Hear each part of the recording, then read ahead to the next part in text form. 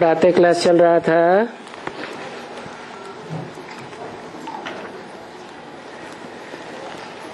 छह जनवरी 1966।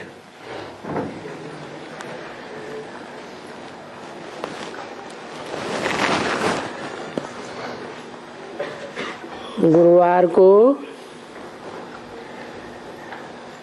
छोटे पेज के आदि में बात चल रही थी। अभी मुझे याद करो तो तुम पतित से पावन बनेंगे, क्योंकि मैं सर्वशक्तिवान हूँ।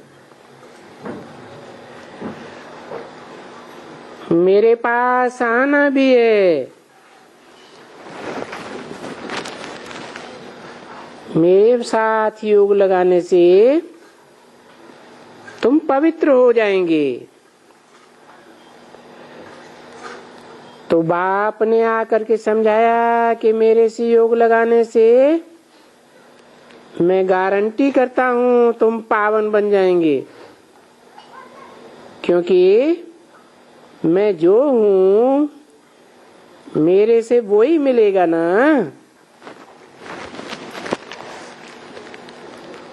मैं क्या हूँ?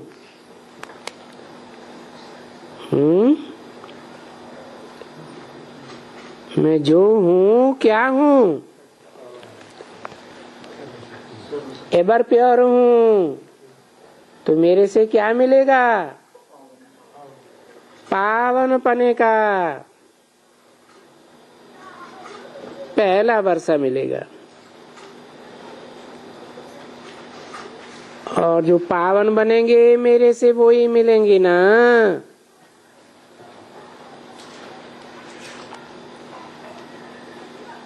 अपवित्र तो मेरे से मिल ही नहीं सकेंगे। तो तुम पावन बन जाएंगे।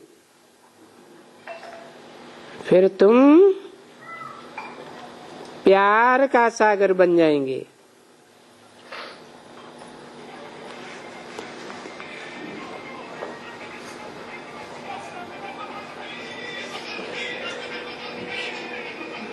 तो सबका सागर बन जाएंगे।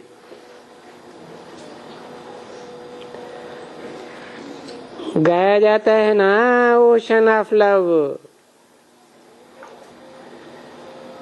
ये अंग्रेजी में कहा जाता है ना।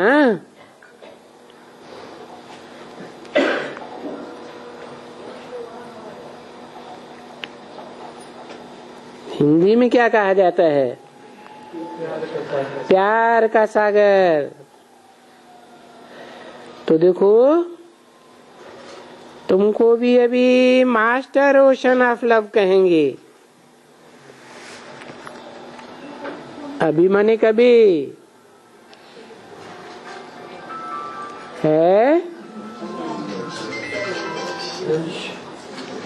अभी माने संगम में तो, लेकिन संगम में भी कब? जब तुम पावन बन जावेंगे।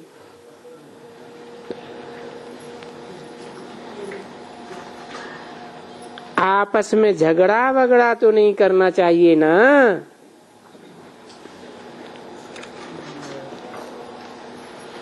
प्योर होना चाहिए ना। तभी तो बाबा समझाते रहते हैं ना। तुम जब कहते हो कि गॉड फादर जो ओशन है, यानी प्यार का सागर है, और तुम नदियां हो, तो तुम भी तो प्यार की नदियां होनी चाहिए ना। जैसे वो पानी है और नदी है, तो जैसे वो सागर है वो भी नदी है।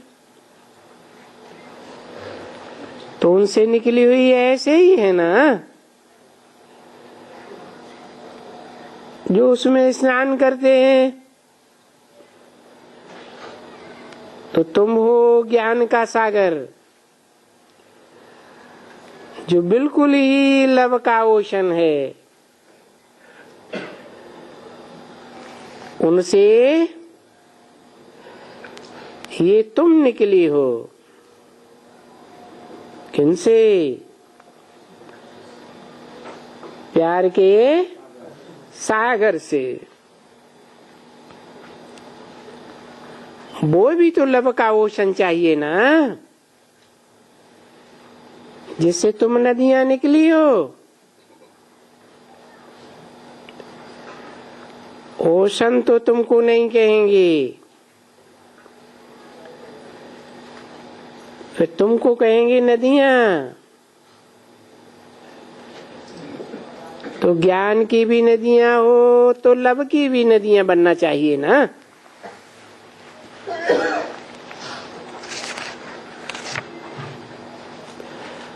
कहाँ है तुम्हारे में लव बहुतों को?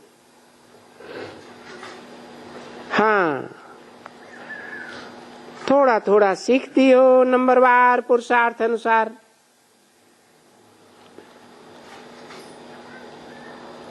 ओशन ऑफ लव में बहुतों को लव है, सभी को लव है। तो लव तो सच्चा लव रखना चाहिए ना, ऐसे नहीं कि बाहर से मीठा बोलना और अंदर में कड़ुआ रहना।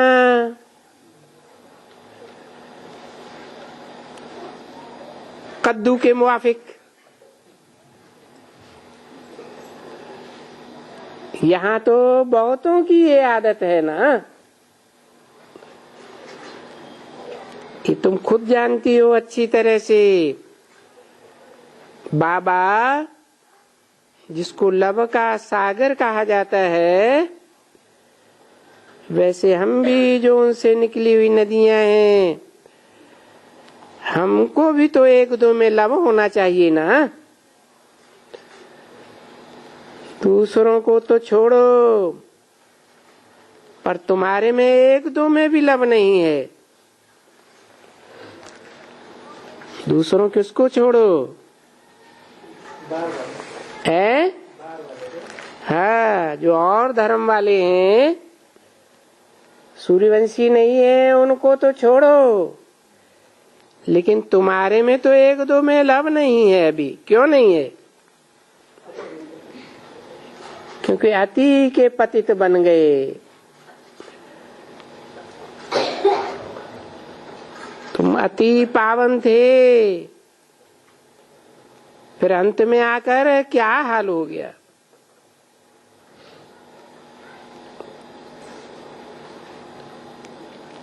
तो तुम पावन बनती हो तो तुम विघ्न हर्ता बन जाती हो ना। अभी तो तुम विघ्न कर्ता बन गई हो।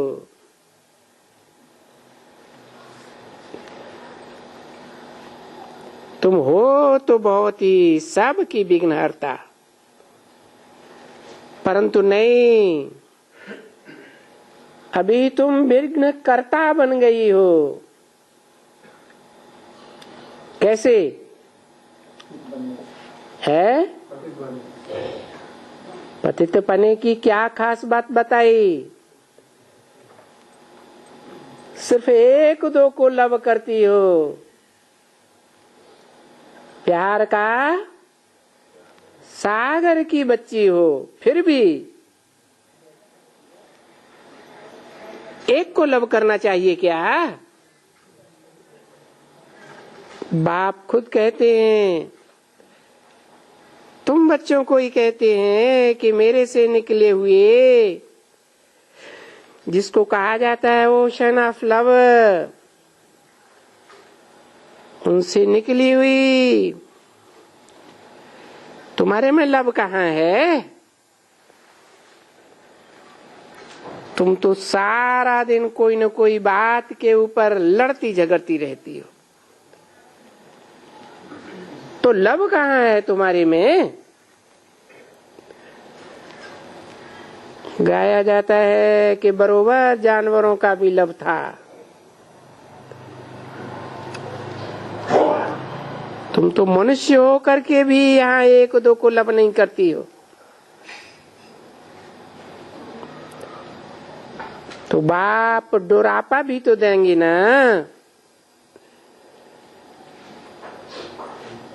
कि तुमको ये क्या करके पड़ी।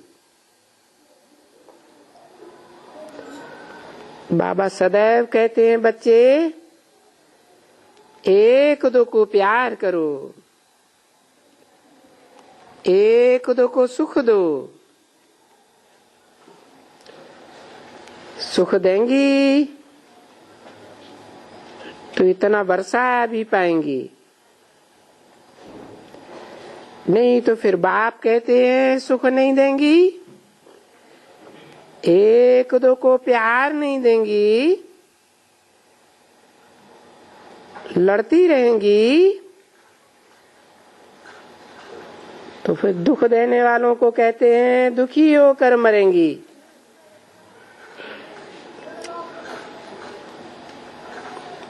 अंतमते सोगते हो जाएगी, पद भ्रष्ट हो जाएगा। बाप तो बहुत अच्छी तरह से बैठ करके समझाते हैं।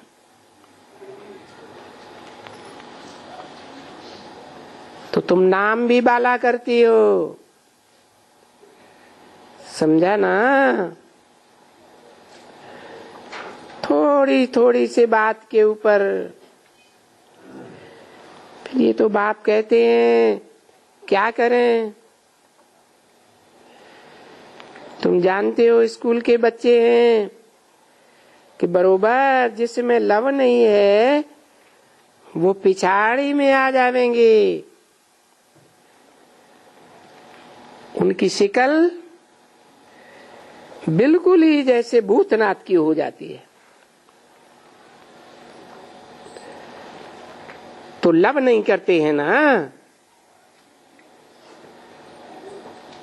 और लव के अगेंस्ट क्या है? लव के अगेंस्ट है गुस्सा। तो गुस्से वाली की शिकल में भूत झट प्रवेश कर देते हैं।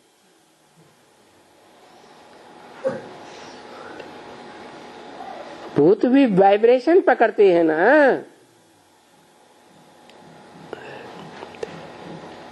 जिसकी शिकल लवली होती है वो बड़े हर्षित रहते हैं, बड़ी मीठी बातचीत करते हैं। तुम देखते भी हो कैसे बच्चे आते हैं, कितने लव से बात करते हैं। सेंटर्स में भी बड़े लव से बात करते हैं। जो लव नहीं करते हैं फिर उनको हम कह देते हैं कि ये तो आसुरी संप्रदाय है, ये दैवी संप्रदाय है। वो रावण से निकली हुई नदियां हैं और ये तो ज्ञान सागर से निकली हुई नदियां हैं। तो ये फर्क झट देखने में आ जाता है।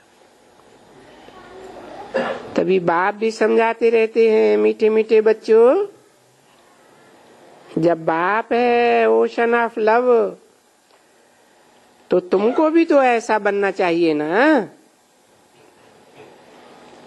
एक दो में प्यार हो तो कोई आकर के देखे कि कितना इनका प्यार है आपस में।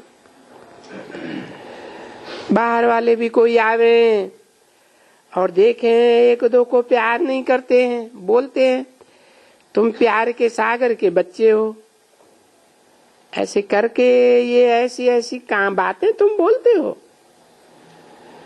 कोई यहाँ वाली सब ऐसे उनको समझावे तो बोले कमाल है। बाबा के पास तो एकदम बहुत लवली चिल्ड्रन है, उनको कहा ही जाता है लवली चिल्ड्रन। जो अच्छे होते हैं उनको कहा जाता है।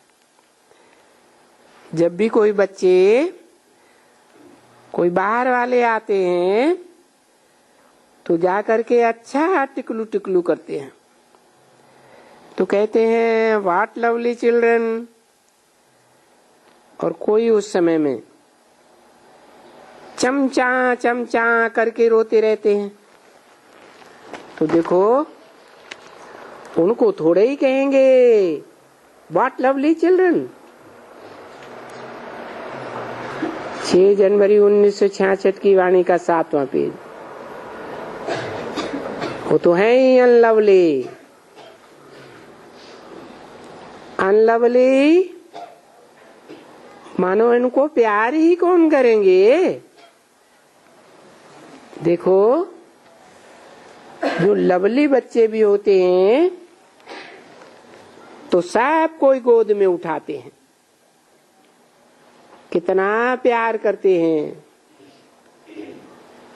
देखते हैं इतना रोते हैं, शिकल बद्दी कर देते हैं, तो कोई उठाने की भी दिल नहीं करते हैं। ऐसे है ना बरोबर। तुम बच्चे तो बड़े हो, तुम छोटे तो नहीं हो। तुम बच्चों को भी तो लवली होना चाहिए ना, परंतु भूल जाते हैं कि हम कौन प्यार के सागर के बच्चे हैं। मुसीबत तो बड़ी है।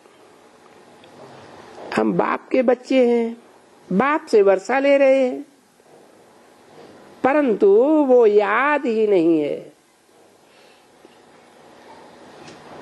जो लवली चेहरा खुशनुमा देखने में आवे तो फिर वही पुरानी देह अभिमान आ जाता है, वही पुरानी आसुरी रस्म चली जाती है।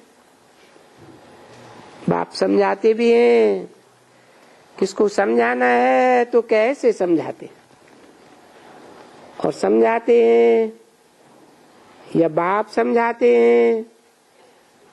किसको भी समझाओ और उनको बाप का परिचय दे दो कि दूसरों को क्यों याद करना चाहिए। बेहद का बाप है, बेहद के बाप का वर्षा है, उनकी ये महिमा है, तो उनसे तुम ये सारा वर्षा पा सकते हो। सबसे अच्छा जो गुण है वो गुण उठाना चाहिए उनसे।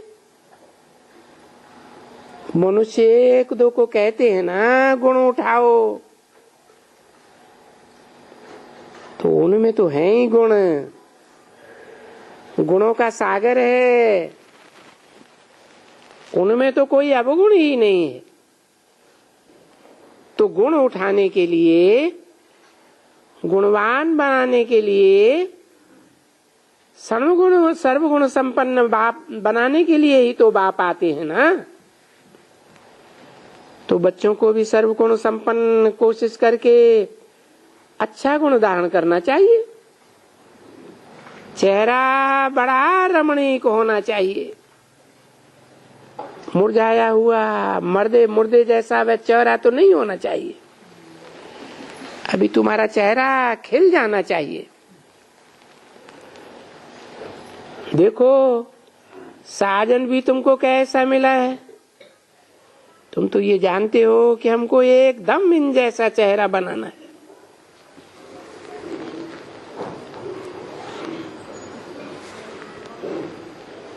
तो यहाँ चेहरा भी तो ऐसा होना चाहिए ना।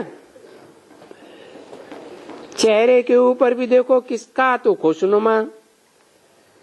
तुम कहती हो ये आई है तो इनका मुंह तो देखो, ये चेहरा ही कैसा है, जैसे कि गुस्सी गुस्सी देखने में आती है, कोई से दिल ना लग गई हो, ऐसे भी तो आते हैं ना। तुम वर्णन करते हो, परंतु दूसरे का वर्णन करने के बदले पहले अपन को तो देखना चाहिए ना। ऐसे तो नहीं समझना चाहिए उन नारद के मुआफिक कि मैं लक्ष्मी को वर सकता हूं। अरे पहले अपने लक्षण तो देखो, पीछे तुम अपनी दिल से पूछो कि तुम इतने लवली बने हो, ऐसे मीठे लवली दूसरों को बनाते हो तो बाबा लवली बनाते हैं ना। देखो तुमको कितना लवली बनाते हैं। काफिरिस्तान से हमको परिस्तान ही बना देते हैं। मुसलमान हिंदुओं को काफिर कहते हैं ना। हिंदुस्तान काफिरिस्तान काफिर कहते हैं। तो काफिरिस्तानी से हमको परिस्तानी बनाते हैं तो फर्क तो हो जाता है ना। बरोबर ये काफिर भी कहते हैं जिनको अपने धर्म का कोई पता ही नहीं है, धर्म पिता का पता नहीं है, अपने धर्म ग्रंथ का पता नहीं है, और ये देखो खुश होते हैं।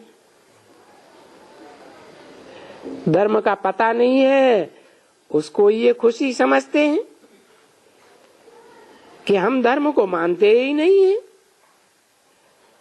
अरे धर्म को माने भी कैसे जबकि धर्म का इनको पता ही नहीं है, तो मानेंगे क्या धूर। किसको भी भारतवासियों को कोई अपने धर्म का पता नहीं है कि हमको याद सनातन देवी देवता धर्म के हैं, तो फिर इनका कोई धर्म ही नहीं है। तो रखे ही क्या धर्म। तो फिर सबको भी वही बताते रहते हैं कि हमारा धर्म कोई नहीं है, हम धर्म को नहीं मानते हैं। इसलिए हमारे पास जो भी धर्म वाले आए कोई भी रह सकते हैं,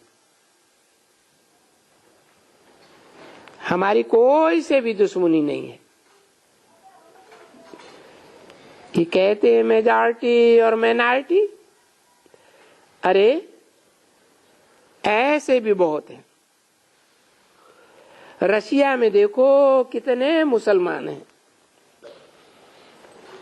है ना वो ताशकंद।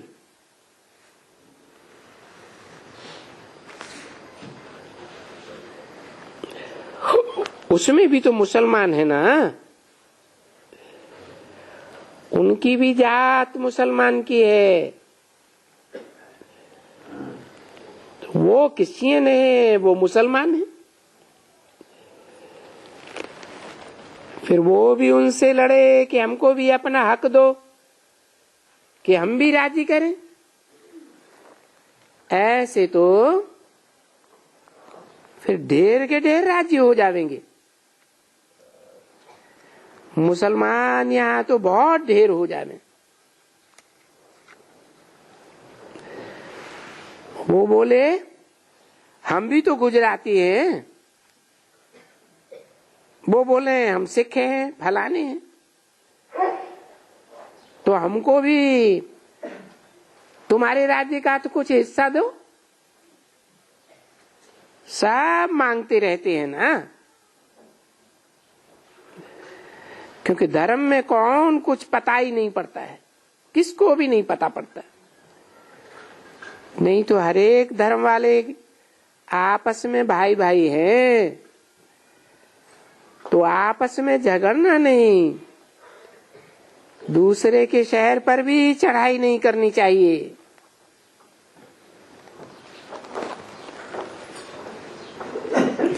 परंतु नहीं,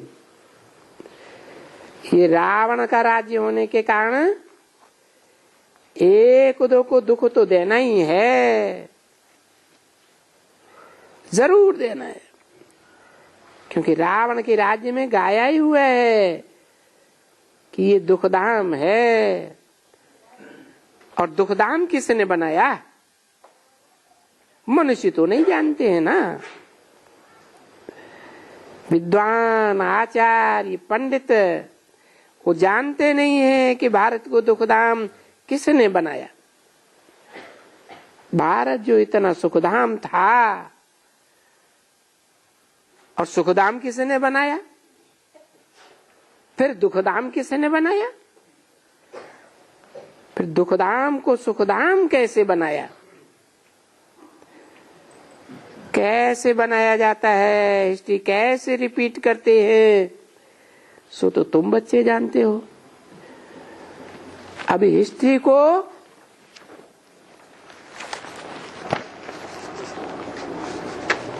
तुम जानते हो, जानते तो हो,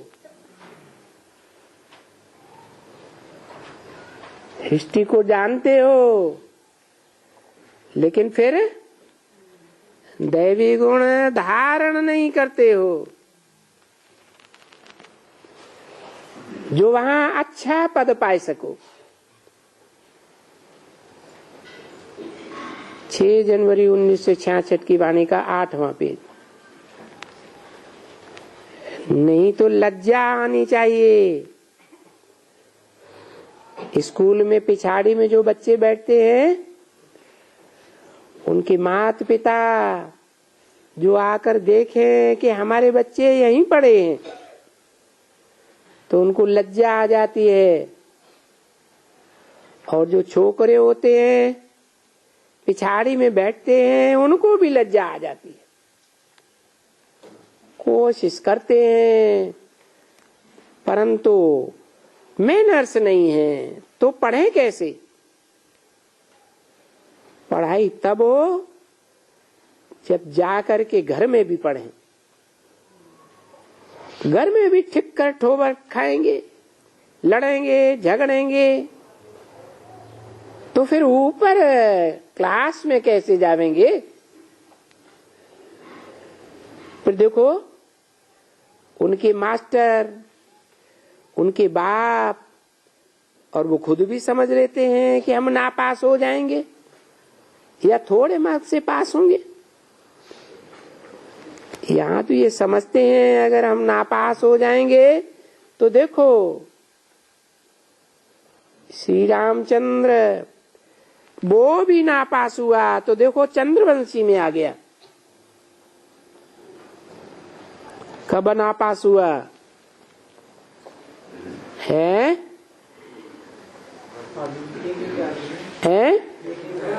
यज्ञ के आदि में। और यज्ञ के आदि में कोई पास हुए हैं? कौन? कोई नहीं हुआ। क्यों? ब्रह्मा बाबा पास नहीं हुए हैं? नहीं हुए। उनके तो सर के ऊपर चंद्रमा बैठा हुआ है।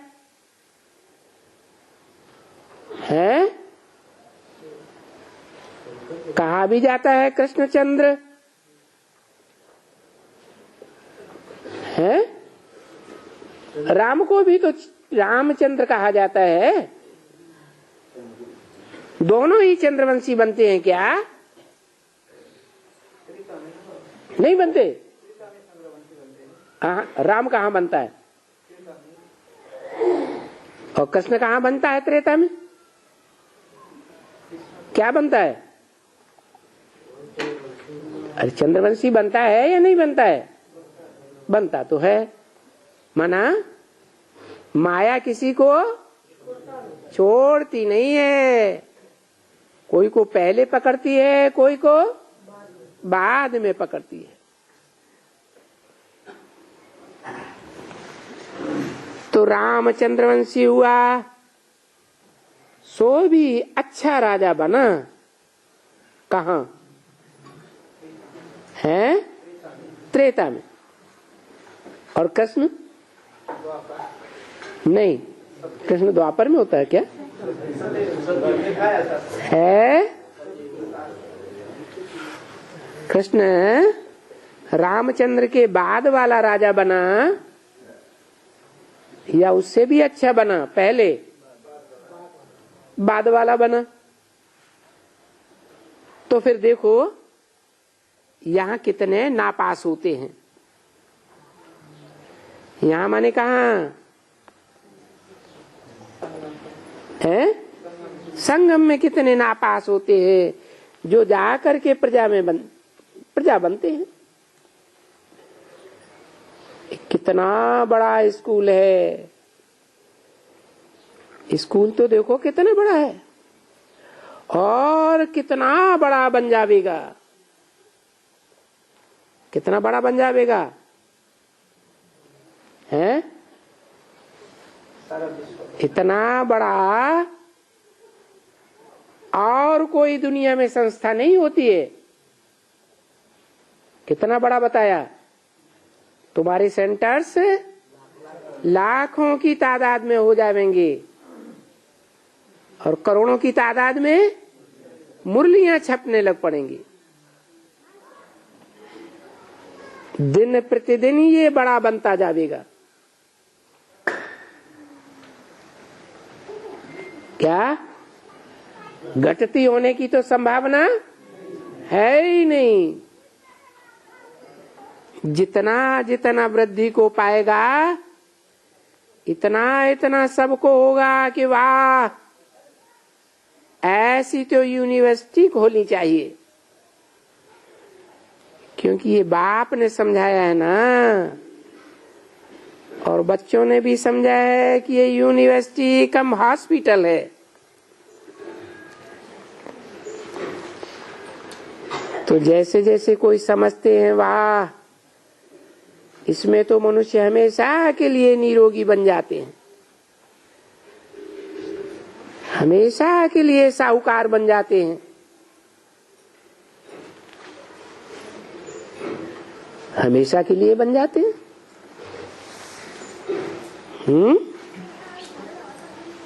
हमेशा के लिए बन जाते हैं कि 2500 वर्ष के लिए बन जाते हैं।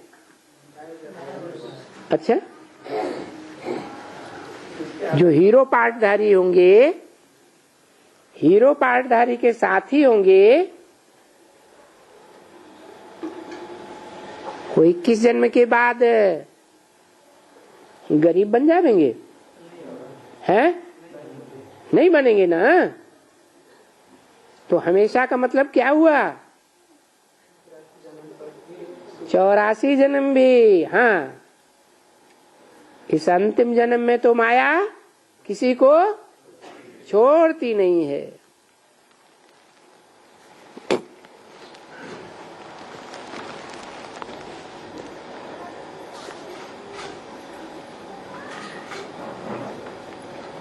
हमेशा के लिए निरोगी बन जाते हैं, साहूकार बन जाते हैं।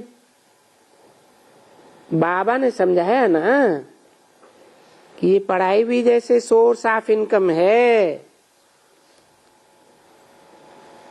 क्या ये ज्ञान रतन तुम्हारा स्थूल रतन बन जाएंगे जन्म जन्मांतर के लिए। ये बड़ी कॉलेज है, इसमें तो एकदम बड़ा पद पाते हैं। क्या बड़ा पद है? विश्व की बादशाही। दुनिया में बड़े बड़े नेपोलियन, हिटलर हुए, अलेक्जेंडर हुए, महत्वाकांक्षी हुए कि हम सारे विश्व पर कंट्रोल करेंगे, लेकिन कोई भी विश्व का बादशाह बन ही नहीं सका। इसमें तो एकदम विश्व के बादशाह बन जाते हैं। इससे बड़ा पद तो कोई होता नहीं। इसमें महाराजा विश्व का मालिक बन जाते हैं, विश्व महाराजन बन जाते हैं। तो पढ़ाई को भी अच्छी तरह से अटेंशन देना चाहिए। ऐसे नहीं है कि बस हम किचन में हैं तो किचन में ही हैं, हम पढ़ाई नहीं पढ़ सकते। नहीं नहीं, इसको भी कहेंगे कि बेचारे की तकदीर में नहीं है। दोनों काम कर सकते हैं ना। क्या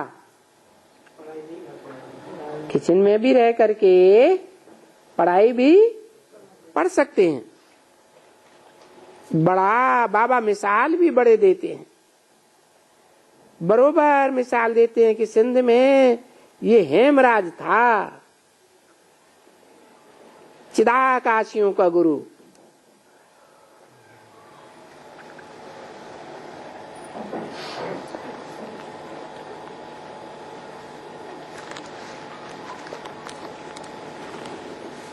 देखो,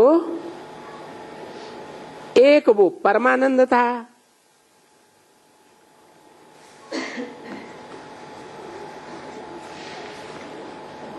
वो बावर्ची था। कौन? परमानंद। खाना पकाता था और उनसे ज्ञान भी सुनता था।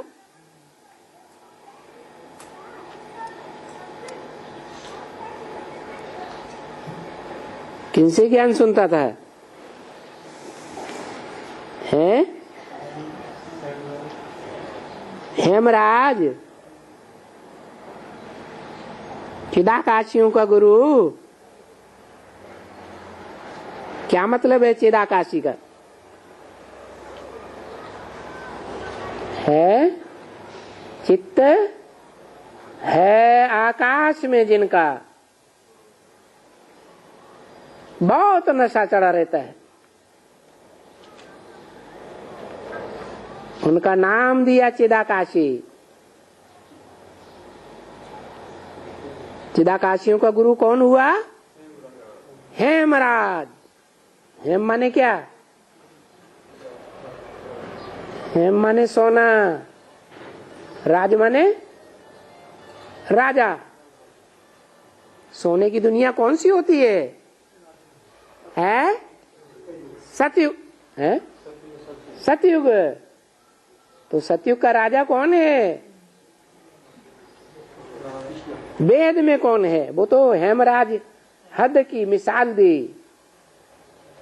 वेद में कौन हुआ है? रामबली आत्मा। सतयुग में है? सतयुग में तो पहला पत्ता कौन है? कृष्ण है। वो सतयुग का महाराजा भी है।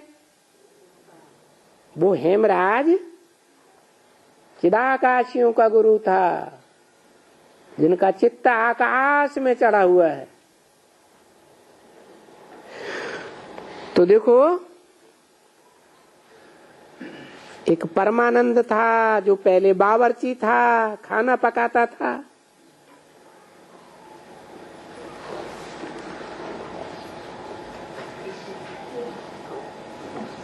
हद का बावर्ची या बेहद का बावर्ची? बेहद का बावर्ची क्या करता है? एक होता है हद का भोजन, हद के पेट का भोजन, और एक होता है बेहद का पेट। कौन सा? बुद्ध रूपी पेट का भोजन पकाता था और उनसे ज्ञान भी सुनता था। किनसे? हेमराज से है।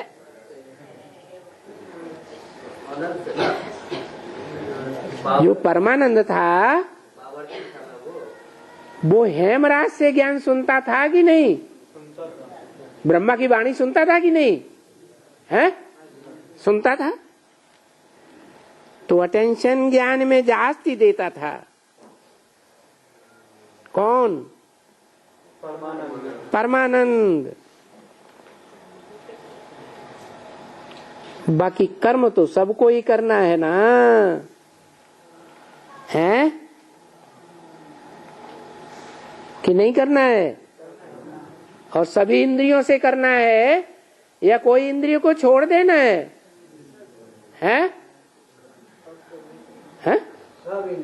सभी इंद्रियां हैं तो कर्म तो करना ही पड़ेगा। कोई कहे हम सांस नहीं लेंगे, ऐसे हो सकता है? हम ये दुनिया देखेंगे ही नहीं, हो सकता है। तो कर्म तो सबको करना है ना। तो कोई धंधा दौरी करता था, है धंधा दौरी का नाम नहीं बताते हैं। कौन? परमानंद कोई धंधा दौरी करता था। धंधा दौरी कर्मेंद्रियों से होगा कि बिना कर्मेंद्रियों के? ये भंडारे का काम करता था।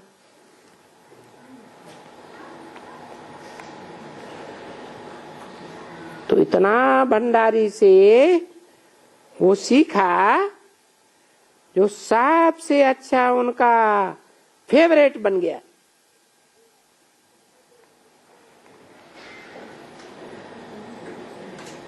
तो बच्चों को नहीं देता था,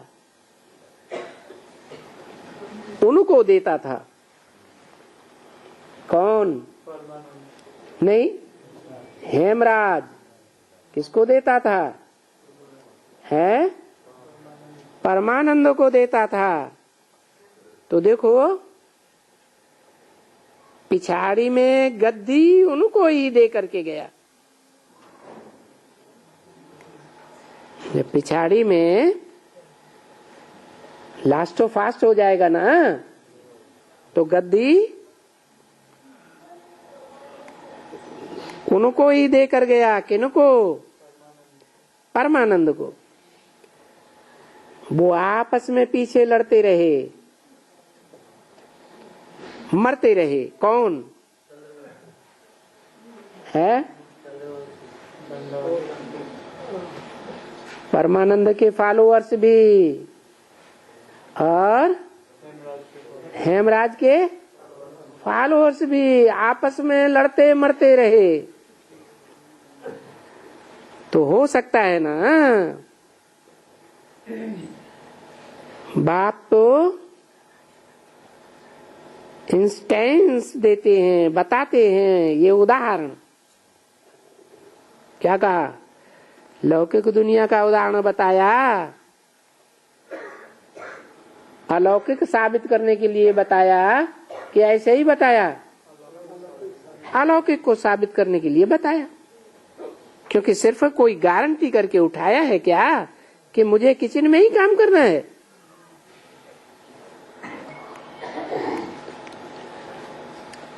काम तो सबको करना है, पढ़ना तो सबको 1 घंटा है कि 24 घंटे पढ़ना है? 1 घंटा पढ़ना है, बाकी 23 घंटे क्या करना है? हैं? अरे कर्मेंद्रियों से काम करना है या नहीं करना है? आधा घंटा लगता है पढ़ाई में, बाकी तो सब धंधा दौरी में लग जाते हैं। तो क्यों नहीं आकर के हम अपना कुछ ऊंचा पद पावे? अरे भंडारी हो,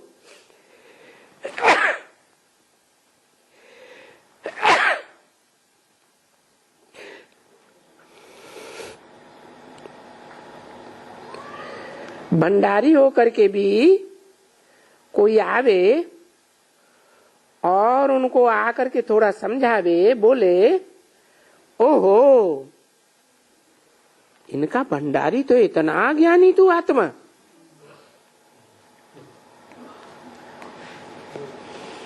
तो नाम बाला करेगा।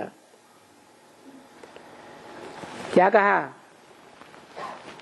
एक मुरली में ऐसे भी बोला, कोई आवे देखे, अरे इतने बड़े विश्व महाराजन बनने वाले, और ये क्या करते हैं? खाना पकाते हैं।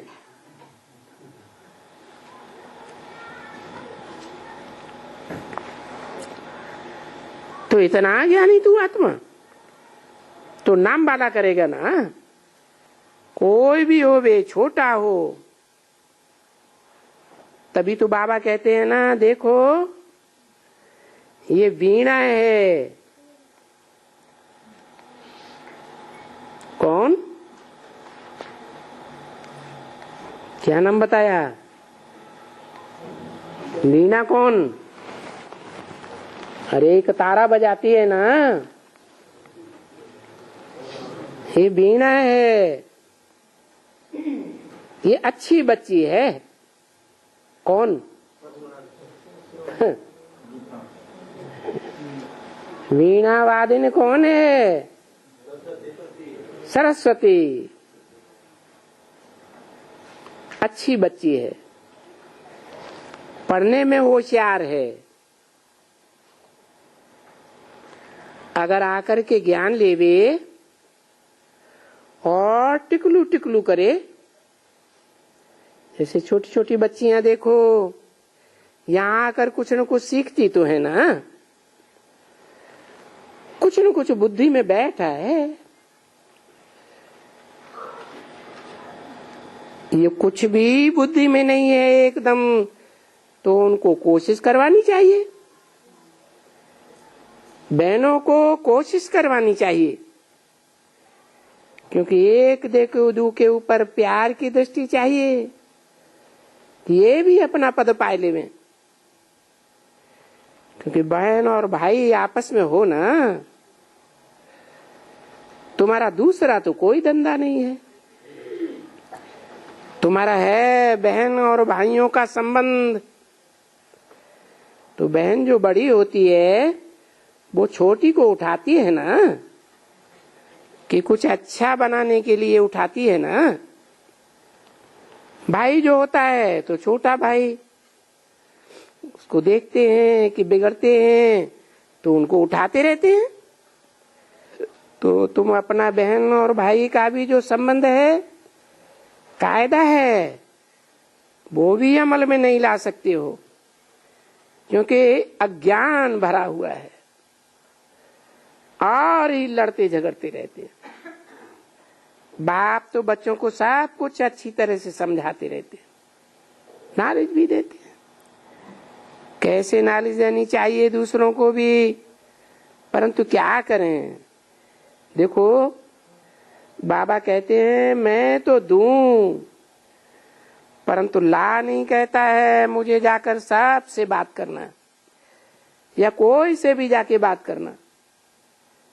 जबकि मैंने बच्चों को होशियार किया है, तो बच्चों का काम है जा करके औरों की सर्विस करना।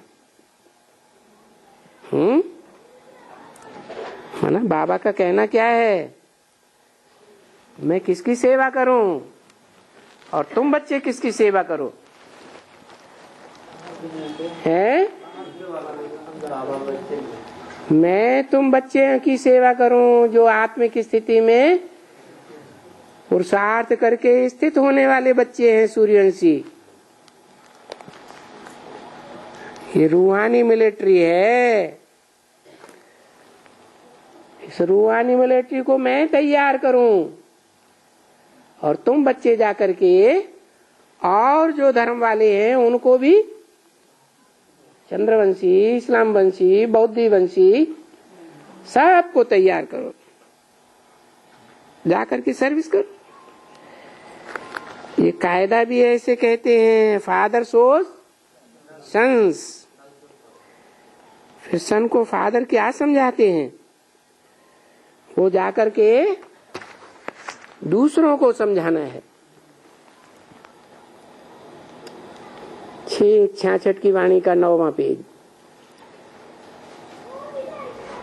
फादर ये समझाते हैं। कौन सा फादर है? वेद के कितने फादर हैं? तो कौन सा फादर समझाते हैं? एक आत्माओं का फादर, जिसे कहते हैं शिव बाबा, और एक है मनुष्यों का फादर, उसे क्या कहते हैं? प्रजापिता, एडम, आदिनाथ, आदिदेव। तो सभी शिव बाबा का कंबाइंड रथ है ये। अभी माने कभी संगम पर वो समझ जाएगा कि हम शिव बाबा से पूछें। उनसे घड़ी घड़ी उल्टी सुल्टी बातें पूछेंगे। क्या कहा है? ये अच्छी बात है। घड़ी घड़ी उल्टी सुल्टी बातें पूछेंगे, ये तो बिल्कुल ही कायदे के विरुद्ध है। नए आदमी के सामने बाबा नयो नयो को पढ़ाएंगे तो वो उल्टा सीधा पूछेंगे या सीधे सीधे प्रश्न करेंगे ज्ञान के, हैं? उल्टे पुल्टे प्रश्न करेंगे, विरुद्ध हो जाएगा कायदे के। तो नए आदमी को बाबा नहीं समझाते हैं। वो कहते हैं मैं अपने बच्चों को ही मिलता जुलता हूं। क्या कहा? उनके अपने बच्चे कौन हैं? हाँ, बाप रूह है, बाप जिस्म नहीं है।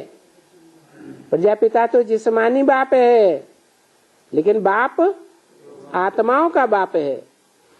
तो आत्माओं का बाप किसको समझाता है? आत्म की स्थिति में रहने वालों को समझाता है। बाहर वालों से मेरा कोई कनेक्शन नहीं है। कायदे भी तो रखने होते हैं ना। तो बाहर वाले कौन कौन हुए है? बाहर वाले कौन कौन से धर्म में बाहर वाले हो गए? चंद्रवंशी नहीं है? सूर्यवंशी तो सोलर और सब बाहर वाले हैं। जो चंद्रवंशी हैं, चंद्रमा की औलाद, वो बाहर वाले कैसे हो गए? माँ के बच्चे नहीं हैं।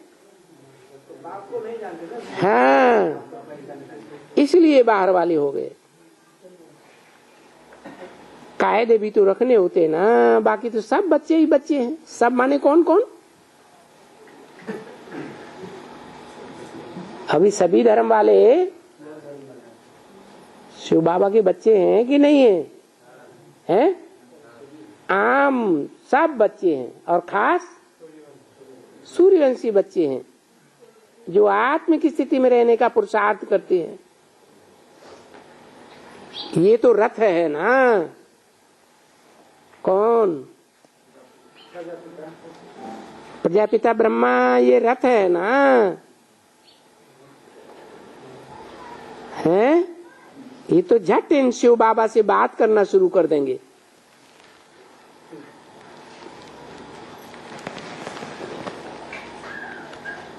बाकी दूसरा कोई से भी ऐसे बात ही नहीं करेंगे।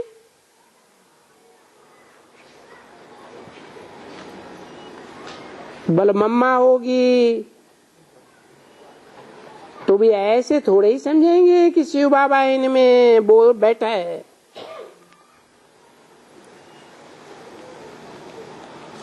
क्या कहा है? ये तो शिव बाबा का रथ है ना, तो उनको तो बड़ा संभालना चाहिए। किनको? शिव बाबा को क्या संभालेंगे? है, इनको तो बड़ा संभालना चाहिए। देखो कितना रॉयल्टी से रखना चाहिए। देखो पोप है, कितना उनको रॉयल्टी से रखते हैं।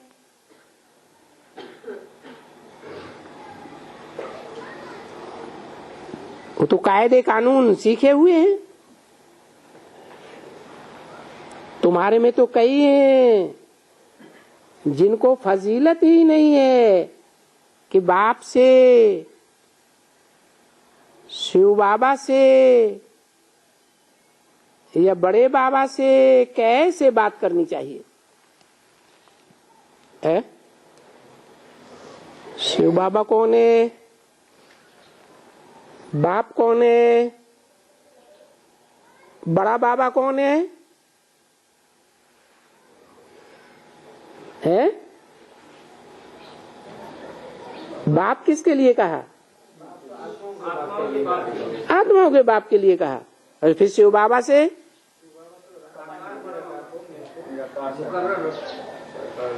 शिव बाबा मुकर्ररत। बाप से माना है प्रजापिता से, शिव बाबा से माने उसमें जो शिव बैठा हुआ है वो भी तो हमारा बाबा है। ग्रैंडफादर है या नहीं? ग्रैंडफादर है। या बड़े बाबा से, ये छोटा बाबा कौन है, बड़ा बाबा कौन है? ब्रह्मा बाबा छोटा बाबा और शिव बाबा जो मुकर्रर रथ में है वो हुआ बड़ा बाबा। कैसे बात करनी चाहिए? कई ऐसे हैं जिनको ये फजीलत ही नहीं है कि किससे कैसे बात करनी चाहिए। सर्विस में बच्चे बिजी रहना चाहिए। ब्राह्मण माना ही जिनकी अभी ये सत्यनारायण की सच्ची कथा है,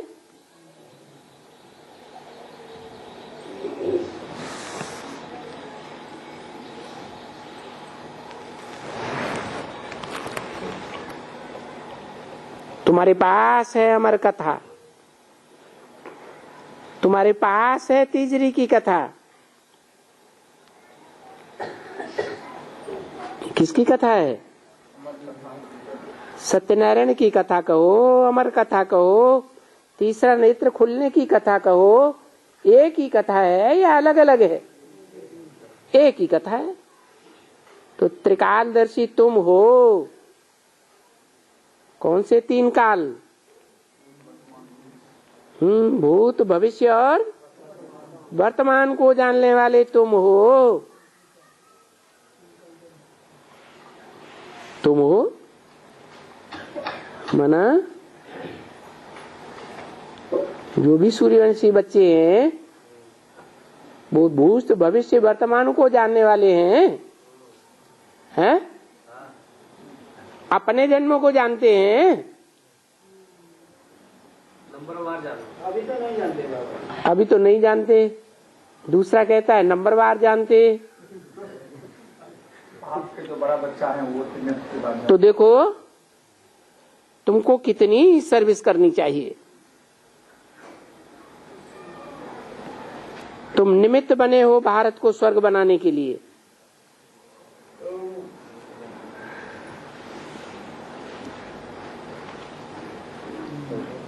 तो कितना हौसला चाहिए। बाकी मुरझाए हुए मुख तो वो जैसे क्या हैं, बहुत हर्षित मुख होना चाहिए। स्टूडेंट लाइफ में देखो कितना खेलते कूदते खुश होते रहते हैं, क्योंकि उनके सिर के ऊपर कोई बोझ तो है नहीं। तुम्हारे पास क्या बोझ है? तुम्हारी भी स्टूडेंट लाइफ है। स्टूडेंट सो भी लाइफ कितनी है? अरे 1 घंटा, कोई 4 घंटा तुमको थोड़ा ही पढ़ाया जाता है, हैं?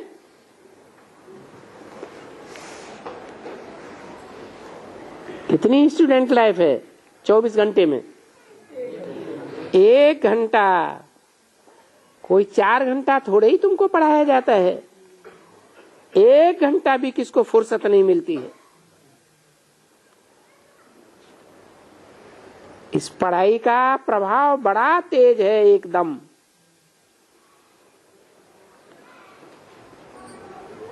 वो इस तरफ फिर मुंह करे तो नाक से पकड़कर इस तरफ मुंह कर देती है। कौन? ऐसी कड़ी माया है जैसे बाज ये क्या होता है? एक पक्षी होता है तो सब पक्षियों को अचानक पकड़ लेता है।